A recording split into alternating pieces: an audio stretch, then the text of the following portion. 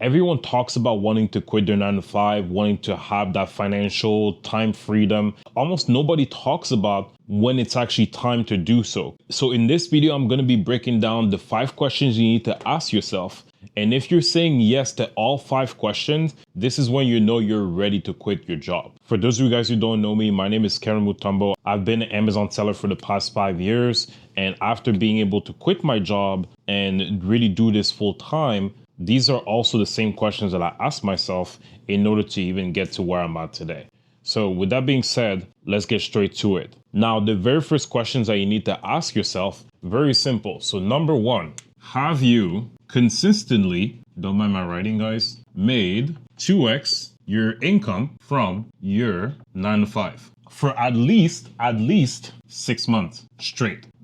That's really the question that you need to ask yourself. That's the first question that you need to ask yourself, guys, because that way you know you're not just going to quit your job after you made like your first 10K and now the next month now you're only making 2K and you can't sustain your lifestyle, right? So you got to be smart with it. And the only way for you to know that the process and the system works is if you're able to make twice your income at your 9 to 5 for at least 6 months straight. So that way you know you have the system in place and you know this is actually something safe. Well, safe. It's entrepreneurship, so shit happens in business. But you know that the system actually works and you're not relying on projections. You're not relying on one lucky month. It's more so you're making a data-driven decision on quitting your job. The second question you need to ask yourself, very simple. So have you proven that you can make that income, so make money while working nights or weekends? Very, very important. So this is the second question, guys. And the reason why this is important on why you need to answer that is because if you're working in 9 to 5 and you're in a position where, you know, your business, whatever business that you're doing, whether that's Amazon, TikTok shop, if you had, for example, to ask for multiple days off in order to make the business work, well, it just means that it's probably not sustainable. So now you're just going to be working overtime. You're replacing a 9 to 5 for another 9 to 5. We don't really want that, right? What we really want is that time and financial freedom. So ideally speaking, you want to be in a position where you're working part-time hours, but then making a full-time income. And that way we know that once you're at a point where you want to quit your job, well, now you have all that time that freed up, probably an extra 40 hours a week. And now, since you're already making full-time income with working part-time hours, imagine what happens where now you're actually working full-time hours and you're probably going to make more than just full-time income. The main mistake that I see people do is that they quit their job too early. So now they're in a position where, so what you need to understand is if your online business is not working, like if you're not making money in part-time hours, quitting your job is not going to fix anything because it's already not working. Even if you're putting in more time, now you're just giving yourself too much pressure, right? And that actually leads to the next question, which is actually very important. So if you answer even no to that second question here, you should not quit your job, okay? So the third question is, do you have saved 6 months of emergency funds, right? So emergency funds, very, very important. And you need to have that saved because shit happens in business. It will happen. There's always going to be an unexpected cost, whether that's just in business or that's life. So by the way, that 6 months of emergency funds, that's beside the capital that you have for your business. So that's beside capital for business. Don't mind my writing. So the last thing that you want, guys, is be in a position where you quit your job, you burn all the bridges, and now you are stressed to be able to perform because you don't know how you're going to eat the next day. So the best way for you to alleviate that stress, because I mean, it's always going to be there in a way, but then if you want to at least alleviate it, you have to have 6 months of emergency funds, right?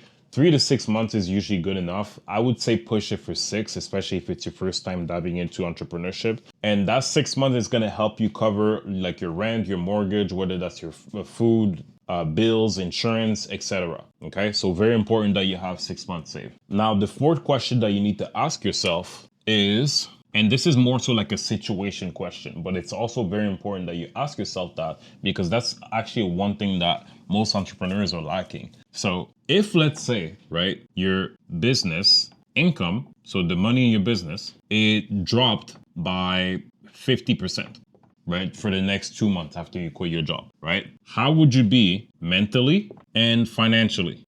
The reason why this question is very important is because I will tell you right now from experience and from talking to a lot of entrepreneurs, the number one thing that most people are lacking in entrepreneurship is state management. They're not able to regulate their emotions, so they're reactive to anything, right? And the main thing that most people are not able to master is being able to stay consistent with the business, always showing up, being disciplined. But then the way that you're actually building those habits is really how you regulate your own emotions. So the most basic level of consistency, for example, is waking up and going to bed at the same time every single day, right? Then it's probably just having like a morning routine. Like when I wake up, I get to the gym, I work out, then I take a quick shower, I have a quick breakfast, then I get straight to work and with my coffee, right? That's been my routine for the past, like, I don't know how many years, right? But that's how I regulate myself to tell myself that, like, hey, this is what I'm gonna do. This is what I do every morning to get ready for my day. And this is how I tell myself that, like, okay, this is go time. I'm actually gonna put in the work now. But all of that state management is very important for you guys to master, because you're just gonna have that competitive advantage over someone who thinks that,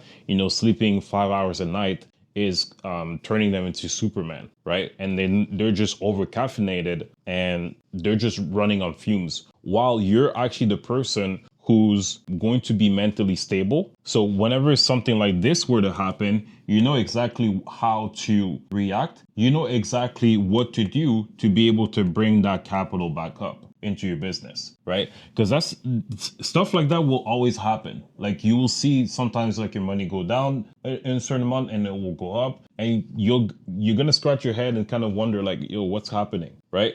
So you need to be able to find a way, and you need to be able to regulate your emotion and to have peak cognitive performance to know exactly what's like the SOP that needs to be done here. Like what's the next step? And you can only get to that point once you're, once again, consistent with all your habits. And that starts with going to bed, waking up at the same time every day. And that also includes weekends. Yes. Because I'm telling you right now, if you're not mentally ready for a dip in your income, because it will happen from time to time, maybe you'll go from 10K to maybe 7K and then 6K the next month, you're not ready for entrepreneurship. That's the type of stuff that will happen in your business. Okay. The very last questions that you need to ask yourself, okay? This is also a very important one, and that's probably the most important one. And it's all about ownership. Okay. So are you okay with having no boss, no bi-weekly paycheck, right? Because that's probably how you get paid out at your 9 to 5, right?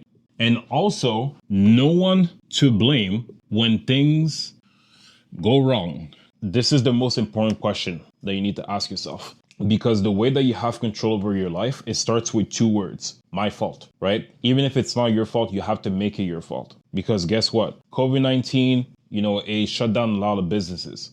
There was only a few of them that were able to survive. The ones that weren't able to survive, yes, it could be because of the economy, blah, blah, but there are certain things that they've done that caused them to shut down, right? So technically, even though there was outside circumstances that prevented them to flourish in terms of business, it's still their fault, right? You need to have extreme ownership of your life.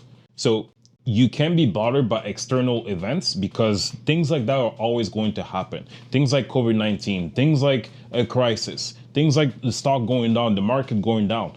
It's going to happen, because then when you do that, then you're giving the power to that person. Like every time you're blaming somebody else, you're basically giving them power over to your life, right? I used to blame, for example, I'm gonna give you an example. Like I used to blame, and I'm being very real, I used to blame my parents because I didn't have a relationship. Like I didn't have a girlfriend, I didn't have anything like that, because I always stayed at home, right? But then once again, when I really looked at it, I was like, so I'm really giving power to my parents over my relationship? Ew, like what? That doesn't even make sense, right? At that point, you need to stop looking around and really look within. And the reason why I was kind of blaming that is because, oh, I'm always at home. I don't have a way of transportation to get to the city where there's like a lot of girls, right? So I would always tell myself, like, I would always give myself that reason.